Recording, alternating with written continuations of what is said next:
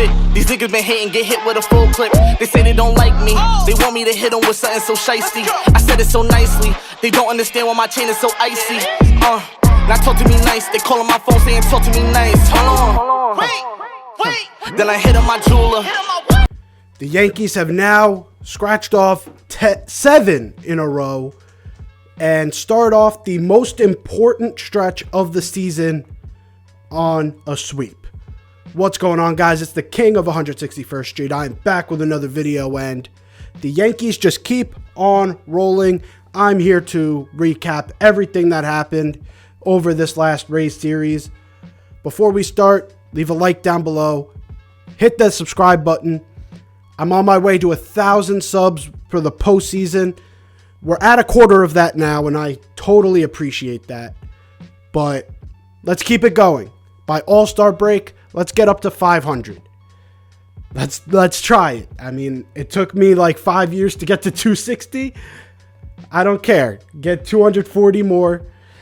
And with that all being said, comment below your thoughts on this series, and let's get into it. So, game 1, the Garrett Cole game, and Garrett Cole pitched an absolute gem. When it comes to strikeouts, he wasn't so dominant, but when he needed to get the outs, he got them. And that's the biggest part about pitching, is sometimes you got to rely on your defense, and he was able to get the outs when he needed them most, especially in that late inning game, or that late inning where Tampa Bay had the bases loaded. Let me see. It was the bottom of the 6th. Bases loaded, 1 out with Randy up, and he was able to get the ground ball to IKF. That is what I'm talking about. That is the type of play you need. You need to get the outs when it matters most, and that's exactly what he did. That's exactly what he did. Corey Kluber pitched great. He had 1 inning where he gave up a hit to IKF. Stanton scores. Arozarena overthrew him, so that allowed Glaber to score. And that's your scoring for the day. Clay Holmes comes in for the save, who has been outstanding. Clay Holmes has been outstanding, and I'll get to him after I recap everything. But that was game 1. Started off on a high note. We go to game 2. This was the Nestor Cortes game, and this game was awesome. Judge hits a solo shot to start off the game in the first inning. The Yankees don't score for a little bit. Nestor Cortes in this one bounced back beautifully from his, I would say, sort of a slump of a start, but it was only like 4 runs. It wasn't something dramatic, but he bounced back beautifully, giving us, I think, 5 1/3, 1 earned run on 3 hits, 3 walks and 4 strikeouts. That's winning baseball right there. Then Wandy came in, gave us an inning and 2/3, struck out 3. Miguel Castro has been, to me, he's been a surprise this year. He's been a very good add over Yoeli Rodriguez. I liked Yoeli last year, but this year he's been struggling. Miguel Castro has a lot of potential in him, only being 28 years old. That was a beautiful trade by Brian Cashman. He comes in for 2/3 of an inning,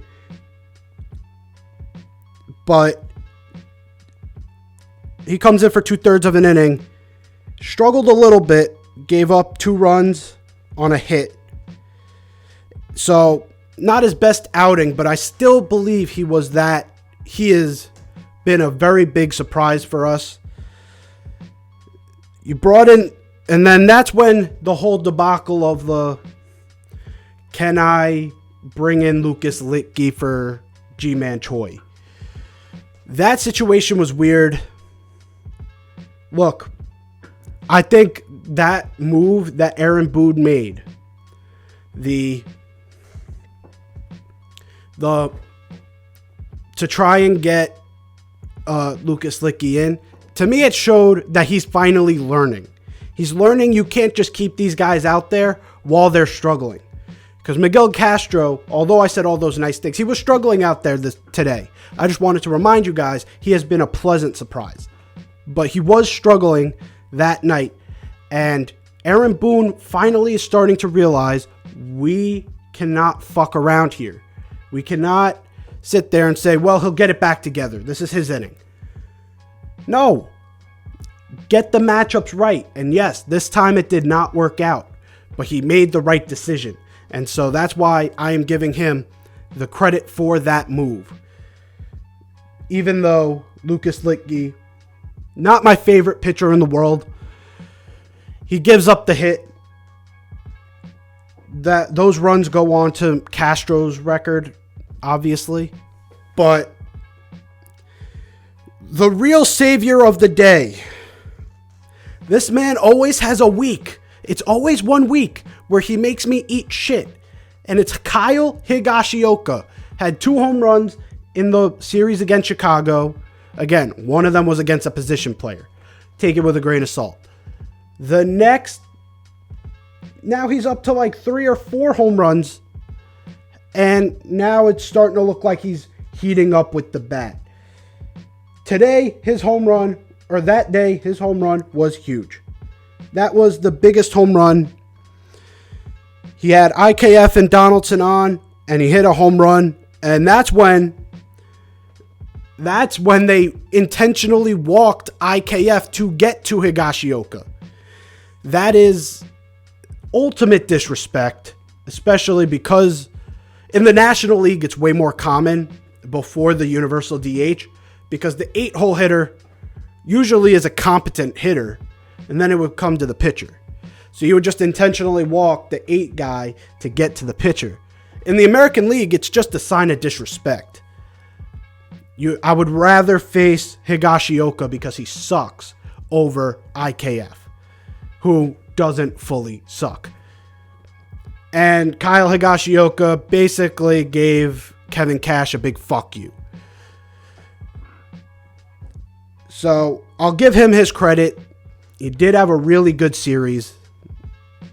I still think Trevino should be starting, but I've shown since the beginning of the season, I will give Higashioka his flowers as necessary. Now comes to last night, and oh man, this was a fucking nail biter. You had a run by Tampa Bay in the top of the 5th. You had a DJ LeMahieu single that tied the game with 2 outs, which that was a big situation. Was able to get it in through the shift, scores DJ LeMahieu, ties the game, and then the Yankees come up in the bottom of the 9th. They had Judge, Rizzo, and Stanton coming up. Judge strikes out first, and Rizzo, who just barely missed a couple to go out of the park yesterday, finally connects on one, and game over. Yankees have swept the Tampa Bay Rays to now give us a double-digit lead in the AL East, as Toronto lost their series against Baltimore. We are now 10 games over Toronto, Baltimore won Baltimore won the series against Toronto. So Toronto is now 10 games back. Tampa has dropped all the way to 12 games back. Boston, even though they've come back from their very slow start to now being over 500, they're still 13.5 back. And then you got Baltimore. This series was huge, and there's a lot of thoughts I have about what's coming up, like Clay Holmes. Let's get to him. Aaron Boone came out and got a lot of people fired up when he said Clay Holmes will be coming in for high leverage situations, and Chapman will be back to closing. A lot of people did not like that. A lot of people saw that as Holmes is just going to be the 8th inning guy now, not going to be a closer anymore. And fans started to get pissed off because Clay Holmes has been sort of an automatic out. When he comes in, he has had 30 scoreless innings. It might be even more after 2 nights ago, but I'm pretty sure it went up to 30. 30 scoreless innings. Has a .2 something ERA. Doesn't walk many batters. He doesn't throw particularly that hard, even though he does go up to 98, 99. He's not the flamethrower of like 101, 102 like Chapman, but he knows how to locate, and that's big. And so a lot of people started to get up in arms about that, but Aaron Boone finally clarified and said, look, Holmes is going to close. He's getting the highest leverage situation on the team. If in the bottom of the 8th tonight, you got Guerrero Jr., Bo Bichette, and Teoscar Hernandez coming up, he's going to come in because that's the highest leverage situation. You need to get through that part of the order with a lead. Then Chapman will come in. But if not, then Holmes will come in to close. That clarification really made me happy. It settled my nerves a little bit. I think Boone is finally starting to learn. Just because Aroldis Chapman's got name value does not mean he needs to be out there every day. Let's face it, he has not been the most consistent guy. Early in the season, he got a lot more hate than he should have. He had like a 0 ERA for the first month and a half. But it started to crumble and crumble and crumble. And with the emergence of Clay Holmes doing what he's doing, we need to keep putting our foot on the gas. I keep saying this every week. Foot on the gas no matter what. Because even though I just said we've got a double-digit lead in the division, that's early in the season now. That can go away by July. So these wins are still important. And especially for this stretch of games. So now we've got 6 games left in the stretch. 9 if you want to include the Baltimore series. Not Baltimore. Houston series. But 6 against teams in the AL East that matter. And we need Clay Holmes to be in there. And like Boone said, highest leverage situation. If the best hitters for Tampa are coming up in the next series, I want Clay Holmes in.